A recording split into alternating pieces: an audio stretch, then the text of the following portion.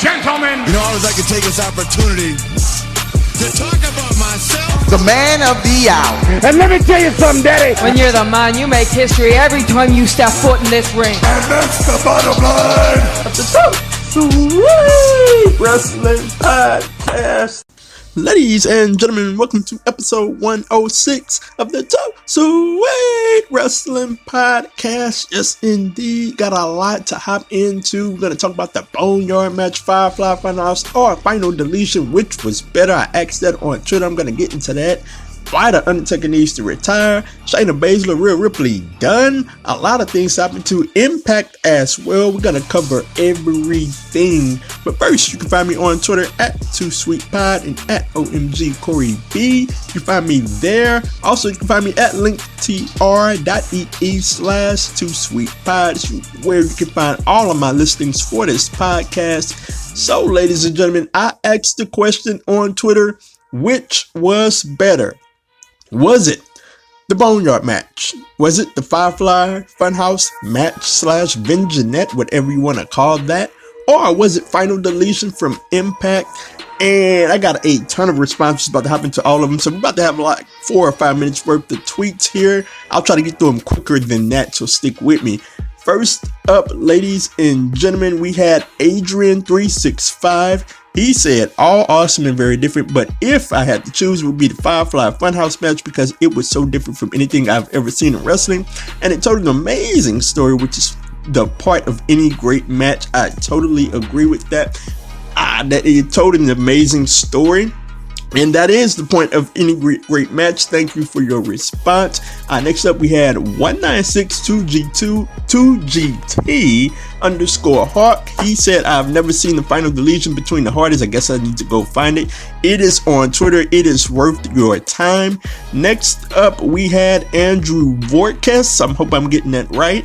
He said, I want to know when John Cena was in the NWO. This is a valid point because they went through the history of John Cena and the NWO. While it was funny, the Nitro stuff, while it was great, that had nothing to do with John Cena. I get that. _Flying Brian, he said, Boneyard for sure.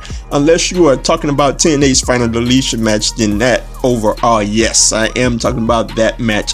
Next up, we have AC Strickland. He said the ending to Marine Part 9 was pretty good.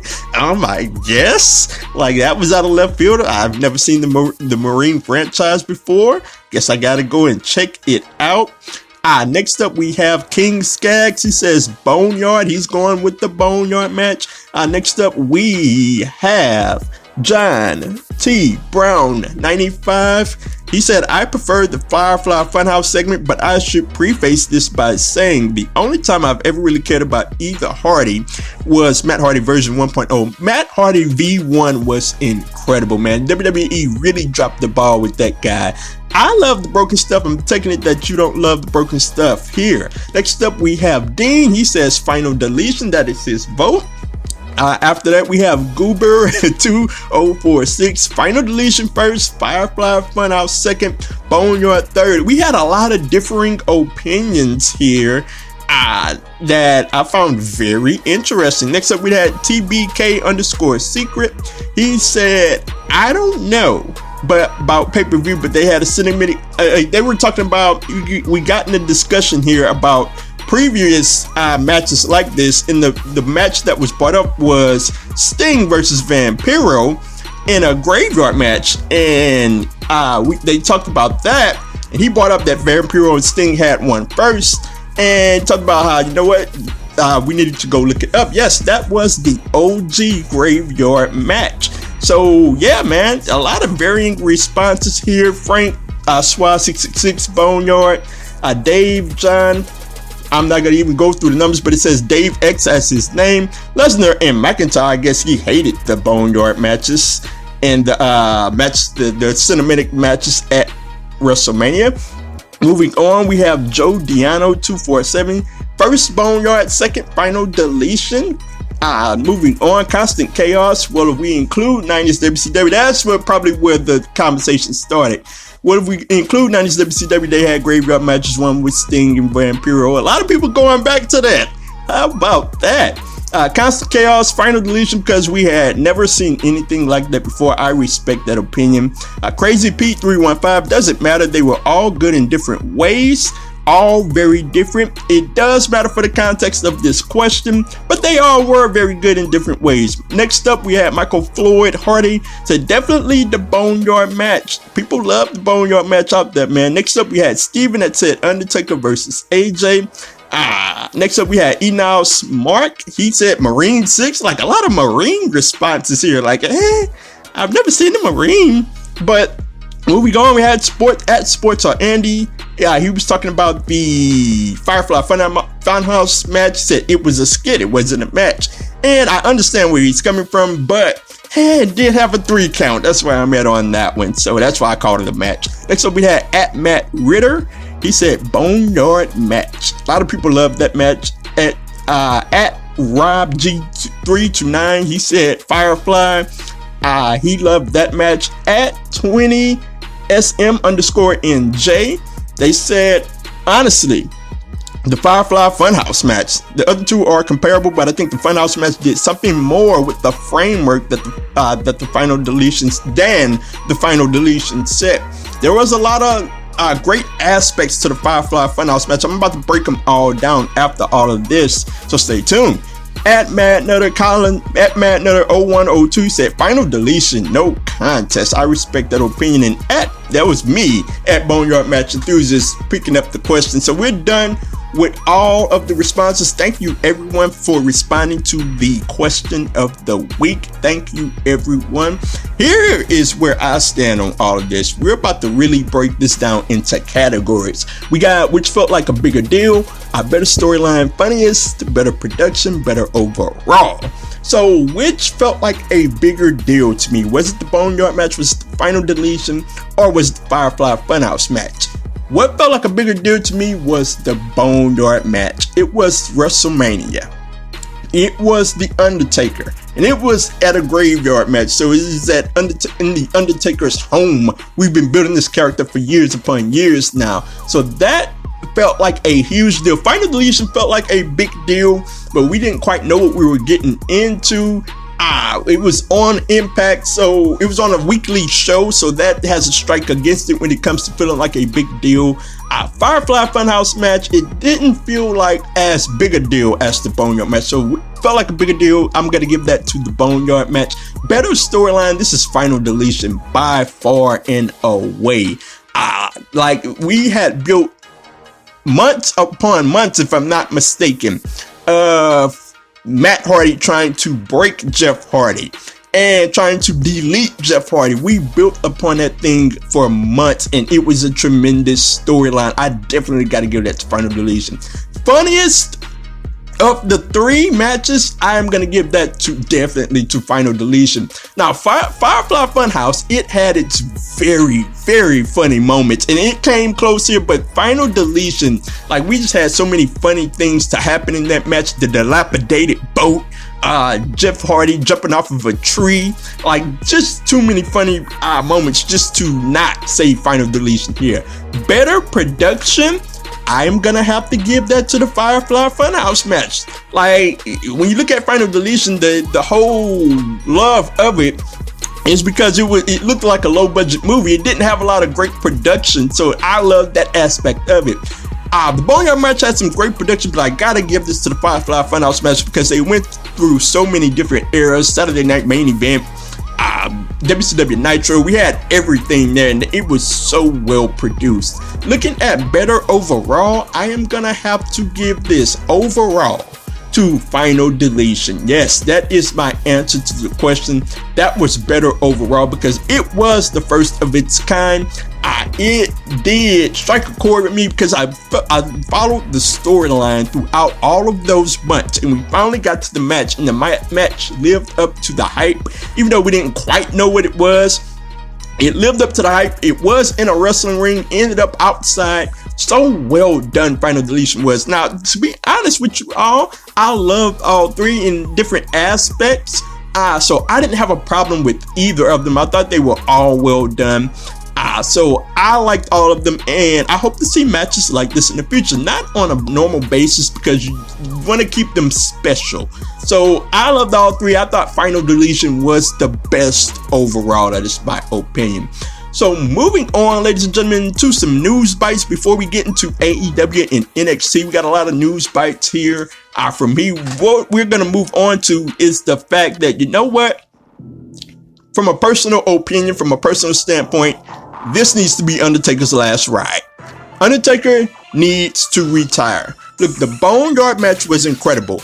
And there were a lot of people saying, you know what? Undertaker can extend his career 2, 3, 4 years by doing these matches. And you know what? You're right about that, technically. But you know what we're going to do? If Undertaker wrestles another match like this, and he keeps wrestling matches like this, what are we going to say?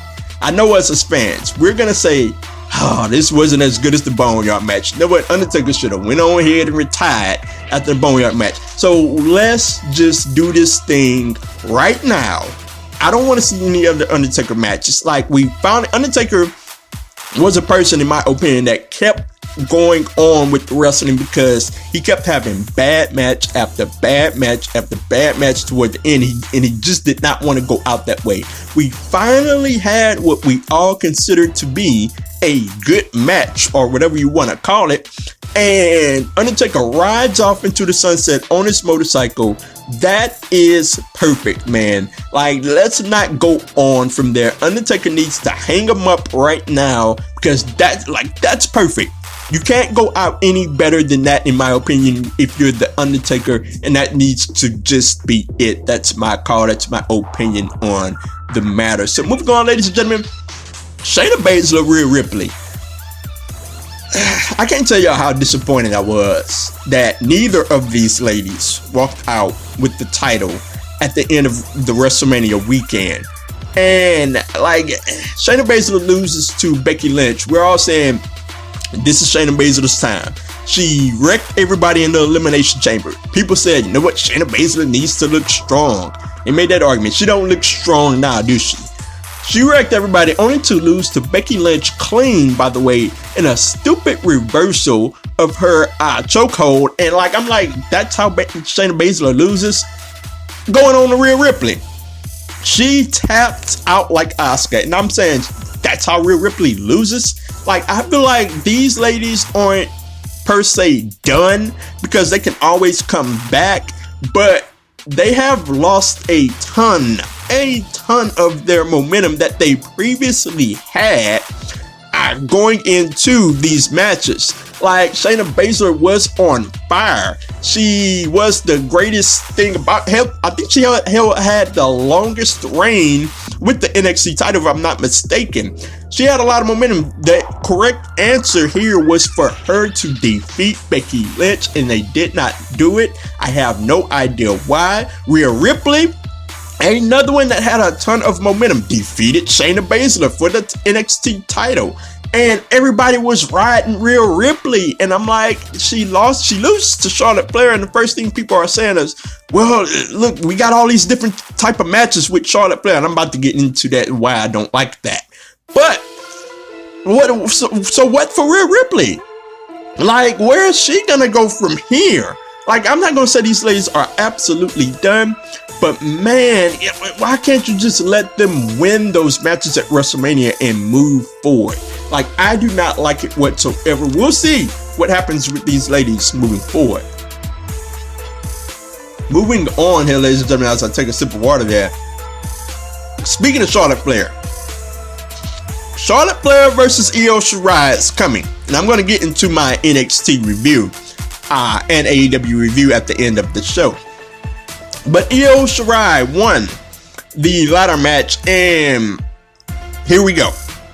First of all, I want to say that I was scrolling on Twitter maybe a couple of days ago, and I seen that Alex McCarthy interviewed Charlotte Flair, and she said that she wanted to defend the NXT title across all three brands. And I thought that was absolutely dumb.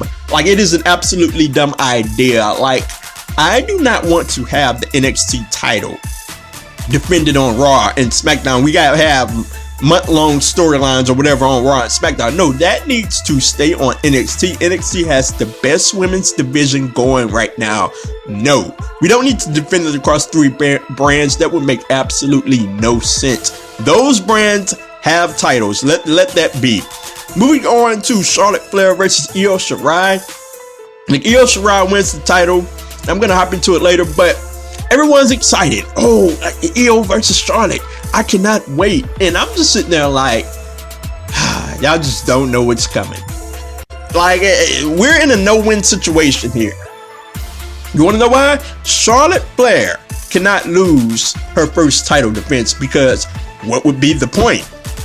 Io Shirai can't afford to lose this either, because we can't have another person going down to Charlotte Flair.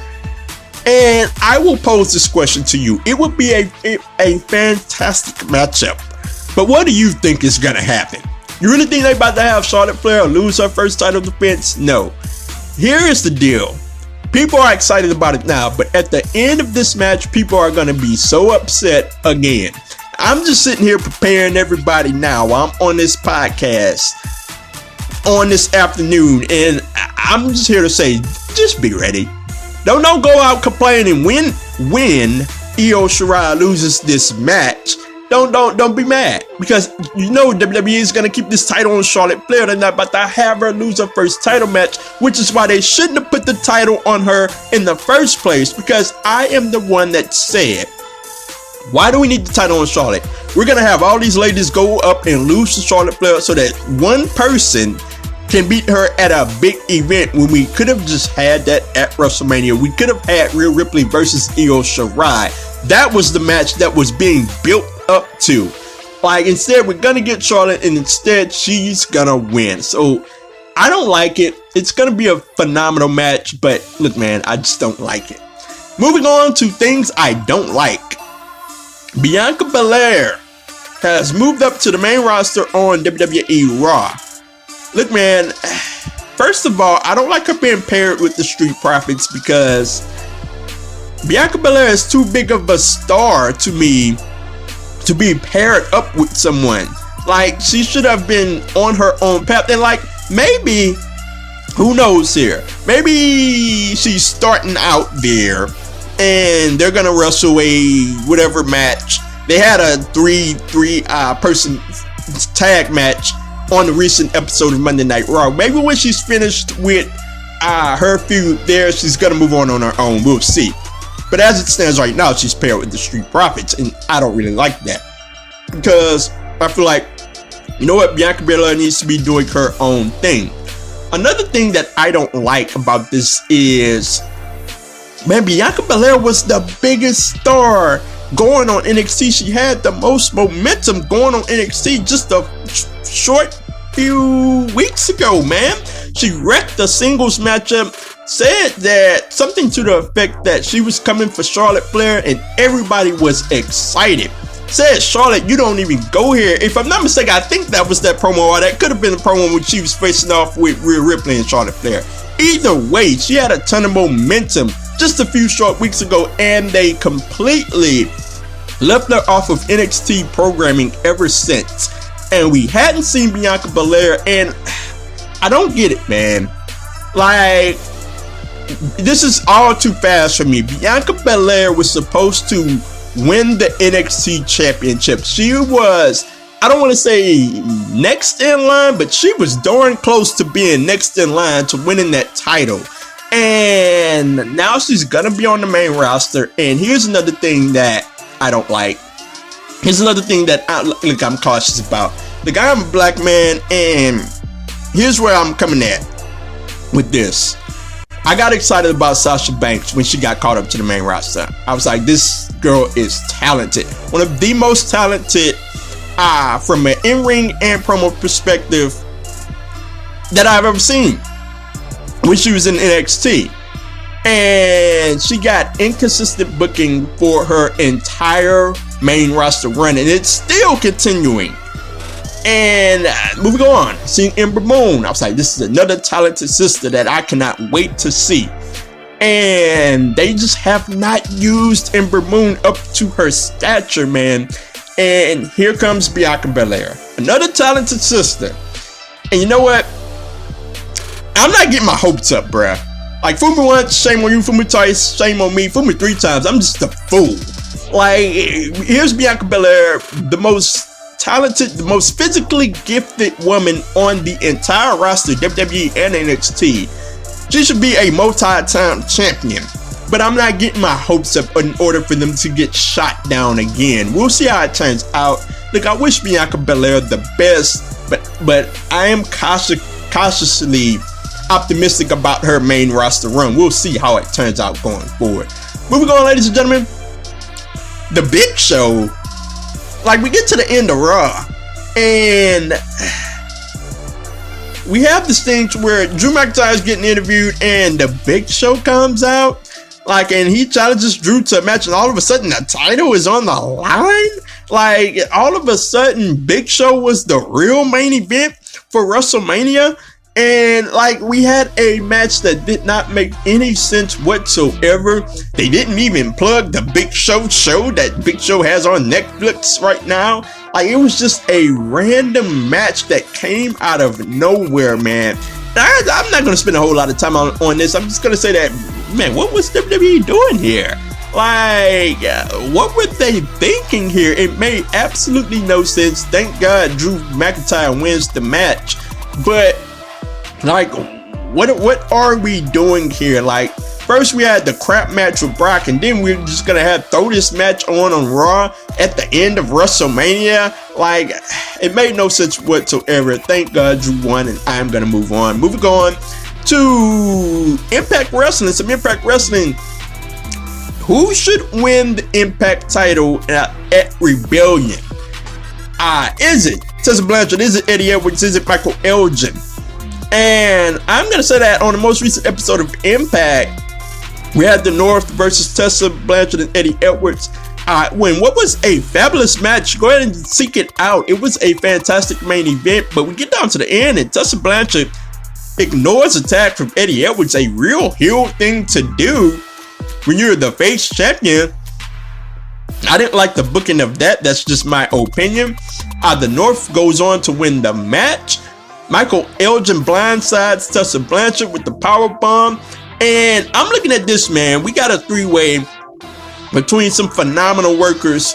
Look, I like Tessa Blanchard, but the run to me has just not been there. Like, the apex of Tessa Blanchard was reached, it seemed, on the chase to the title. And now that she has the title, she's been doing a good job, but it just has not been the run that I thought it would be. As for who should win the match, I am going to go with Michael Elgin. Big Match Mike. This guy has been putting on great match after great match after great match, and I really believe it is his time. The time is now to put the championship on Michael Elgin. I love Eddie Edwards as well, but you know what?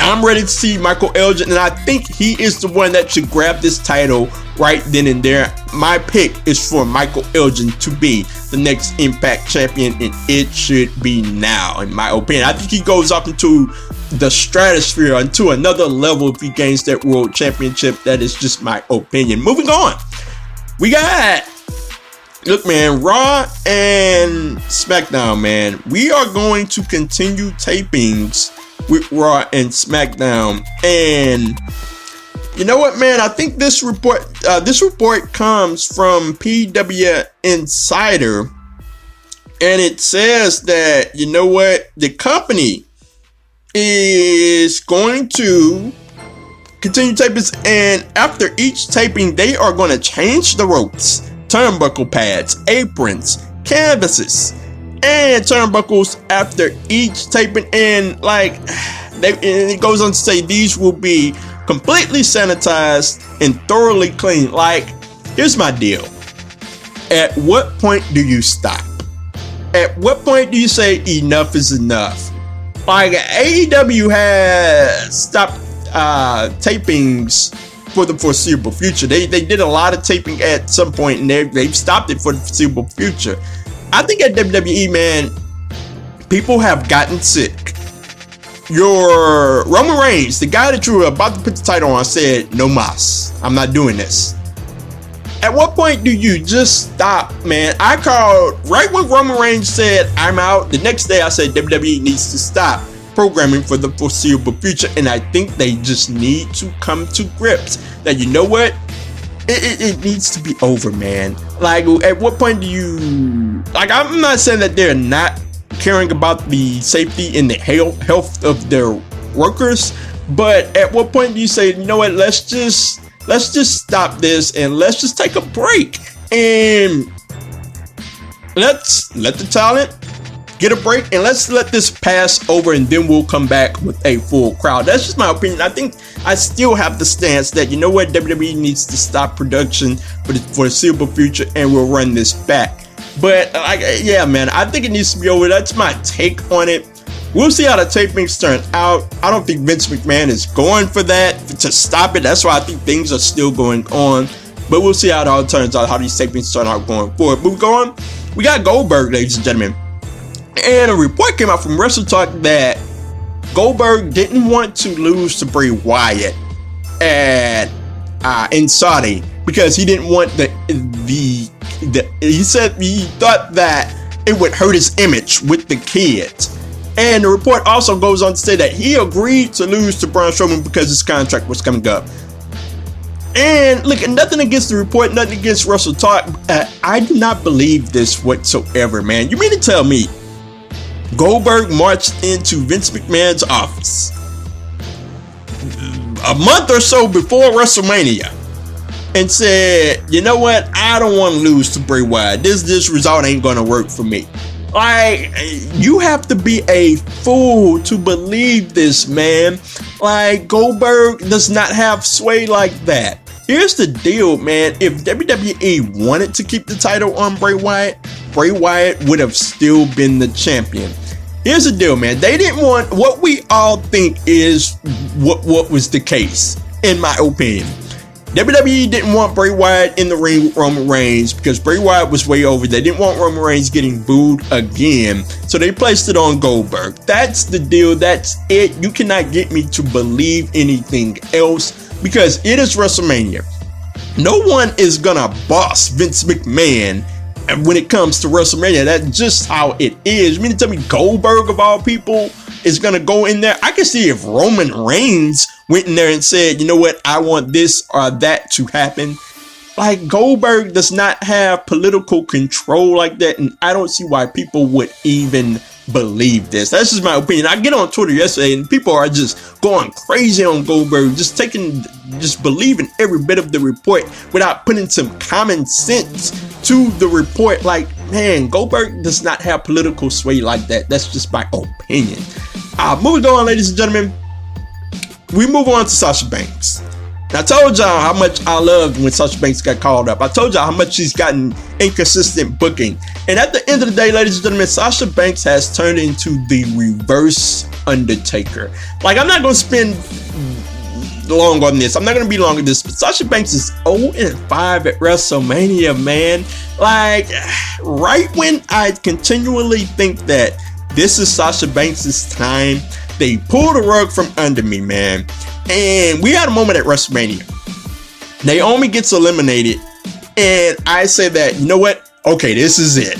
This is Sasha Banks' time. And the rug gets pulled from under me. Sasha Banks 0-5. Like, she has the streak at WrestleMania. When Sasha Banks wins a match now, Cole is going to say, the streak is over. Like, whenever Sasha Banks goes to future WrestleMania matches, we're going to have montages of her losses to build up the streak, not her wins. Like, you give Sasha Banks some consistent booking. That's all I'm saying, man. That's it. That's all I'm saying. So moving on, ladies and gentlemen, we got the AEW review. We got the NXT review as we are getting ready to close the show here.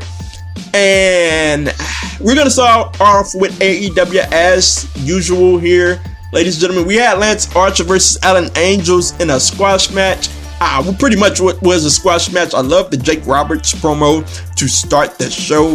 I thought that Lance Archer looked really good. They are doing a really good job in building up Lance Archer as we head toward the TNT Championship tournament for his matchups and just overall building up a monster by putting him in squash matches. I absolutely love it. Lance Archer gets the win there. Next up, we have Britt Baker versus Sheeta, and what we got here, ladies and gentlemen, what was a hard-hitting match, man.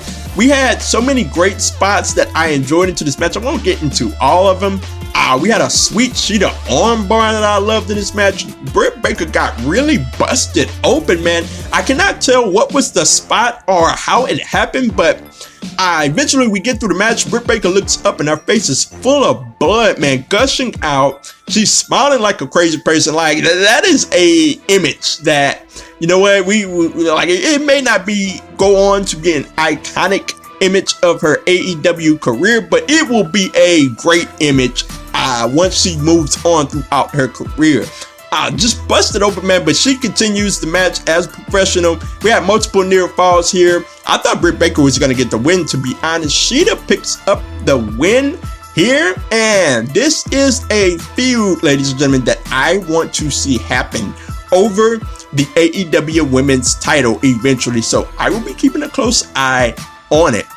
Moving on, ladies and gentlemen, we had the road to the no DQ match and with Hager and Moxley, and I absolutely love this, man. We had a lot of great things. We had Jake Hager's wife, and it really looked like one of those boxing 24/7s that I always love to watch, that Floyd Mayweather used to be in a lot. I love those things, the way they were produced, and I love that the way that this was produced. It was produced exactly like that. We had the narration over it, and it was absolutely well done. Hager versus Moxley, I thought that they did a good job. These videos did a good job of getting me excited about the match. So well done to AEW from that aspect. Next up, we had the Best Friends versus Omega and Nakazawa. And we had the name the Best Friends on the line here, as we've seen in the earlier promo or in the earlier backstage segment. And we had Shawn Spears at ringside, surprisingly, checking out Nakazawa. This was a slow-moving match, and it just went way too long in my estimation. A wee bit too much interference for me from Orange Cassidy. Like, at times I don't understand the rules for AEW. The referees let the matches go, and like at times I just don't like that when there's a blatant DQ happening. Like, I don't like letting the match go when there's an obvious DQ happening. Like, I don't like that. But the match went too long for me. We had the Venom arm. How about that? That was pretty funny. But overall, the Best Friends get the win here. And you know what? We move on to the Dark Order Vignette. I am absolutely loving what Brody Lee is doing. It skews a wee bit into the Vince McMahon character, or to a Vince McMahon impersonation. So that part I don't like, but I like the fact that Brody Lee is getting a chance to talk and getting a chance to show his personality. He said perception is reality here. One of the minions was in a tie, the other two were not. He jumped on the two that were not in a tie and said that he had a special opportunity for the one that was in a tie. This one wasn't Vince McMahon heavy. Like, obviously we had the previous promos or the previous vignettes where guys were sneezing, and it was like, okay, that's obviously a dig at Vince McMahon. Hopefully they skew away from the digs at Vince and continue to build up Brody Lee's character. So moving on, ladies and gentlemen, we have the Matt Hardy promo, to which he jumped on the Inner Circle. Said that Proud and Powerful was loud and devourable. He really jumped into his broken gimmick here. He went at Chris Jericho. Vanguard won. Said the Jericho shirt was a dumpster fire. So we had a lot of good things in this promo, and it looks like we may be getting a matchup with Matt Hardy versus Chris Jericho at the Hardy compound. That could be a match that happens. Excuse my phone. I'm sorry, ladies and gentlemen. This is going off here. But that could be a match that could happen here. And you know what? I am all for it. Matt Hardy was the originator of these type of matches, so we'll see how it turns out going forward. Moving on, ladies and gentlemen, we had a Brody Lee squash match versus Lee Johnson. I just tore the poor brother apart. Brody Lee picks up the win here. That's another person that I like how they're building up when it comes to in-ring. He's a big guy, and they're doing a lot of squash matches with him, so I'm absolutely for that until they get into a real feud with him. Moving on to the main event, we had Shawn Spears versus Cody, and you know what? I thought Shawn Spears was gonna get the victory here, man. Like, I will say that, you know what? Shawn Spears needs some type of momentum, man. He's putting on good match after good match. We had a good main event here. I love the Spears suplex on the guardrail. We had a Spears AA through the table on Cody, and a lot of good spots in this matchup. The ending was pretty weird to me. We had Cody lock on the figure four, and weirdly enough, Cody gets the pinfall with the figure four. Cody moves on in the tournament. And what a weird ending there. You don't really see that a lot. You know, you always see the shoulders down and the wrestler pop up after two on the figure four. And just a awkward finish here, orthodox finish here. But Cody Rhodes picks up the victory. He moves on. Hopefully Shawn Spears gets some type of momentum moving forward in AEW. Moving on, ladies and gentlemen, to the NXT review. We had the NXT Women's Ladder match to start off, and it was a show, ladies and gentlemen. We had Tegan Knox getting wrecked in the beginning of the match by various women, not just one. And like, we had some fantastic spots. Io diving from the top rope on everyone from the outside, from the ladder to the rope to the outside was a phenomenal spot. I love the Mia Yim powerbomb of Raquel through the table. This was a phenomenal match. Io Shirai picks up the victory here, obviously, in what was a banger of the match. It was going head to head with Sheeta and Britt Baker, and the ladies just put on an awesome affair here. They really showed out on both brands. Moving on, ladies and gentlemen, we had the Balor promo. In which he said Walter was on borrowed time. I absolutely love this promo. I absolutely love this side of Finn Balor.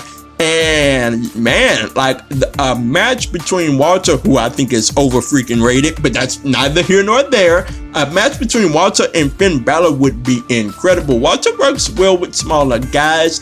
And you know what? I am very excited to see how this turns out, ladies and gentlemen. Moving on, we had Indus Sher, Rico, and Sarah with Malcolm Bivens versus Ever Rise. This was a extended squash match for Indus Sher. These guys have a good look. I like the way they move in the ring. And you know what? I am excited to see where they go with these guys moving forward. Malcolm Bivens seems like a tremendous, he is a tremendous mouthpiece, and I am very excited to see what happens with Indus Sher moving forward. Ladies and gentlemen, moving on to the main event, we had Gargano versus Ciampa, and it was another cinematic matchup. And man, I was very excited because they got the whole, this match started at 8:04, and I'm like, man, they're giving them the whole hour. We got some 6 spots here. I won't go into all of them, just a few of them. Gargano getting wrecked. His neck was in a chair and got pushed into a post. How about that? I love the trash talk that they displayed throughout this match. When you look at Edge and Orton, it was just for a side note here, it was a tremendously long match, but they weren't really talking to each other, so that made the match even longer. Ciampa and Gargano were talking to each other. We had an air raid crash from the top rope to the floor from Ciampa, and this was a great match, but eventually throughout the match started to feel like it was going a bit long, but they picked it up. Ciampa using crutches all over Gargano, and toward the end of the match, Candice LeRae comes down. When she comes running down, I'm like, oh man, here we go. So she low blows Johnny Gargano. I'm like, oh, I didn't see that coming. And then she low blows Ciampa, and I'm like, oh, okay. Gargano goes on to pick up the victory, and you know what? while I get the interference of Candice LeRae, I wish we could have gotten a clean finish here. Like, I get it, but you know what? It's the last match between Gargano and Ciampa. I want a clean, clear winner. Like, I don't want something like this is like what would happen if the feud were continuing to go on, if we were gonna have another match. Like, we're not gonna have another match, so I wanted a clean ending here. That's my criticism of the match. Moving on, Gargano is walking out with Candice LeRae. And as they're getting in the truck to move away, we have Killer Kross and Scarlett in a car across from them. And this is very interesting. It looks like we're gonna get a Kross Johnny Gargano rivalry. Maybe we're getting Kross and Scarlett versus Gargano and LeRae. That would be interesting as well. So, you know what? I am very interested. You know, I want to see how it turns out. They left me on a cliffhanger, and I love every bit about that, about NXT, and it was a fabulous show. NXT and AEW, fabulous shows on both ends. Some things I liked, some things I didn't like, but I enjoyed it. Wednesday is always the highlight of my wrestling week. So both shows did a great job. That is it, ladies and gentlemen, for this episode of the Too Sweet Podcast. Let me know your thoughts at Too Sweet Pod and at OMG Corey B on Twitter.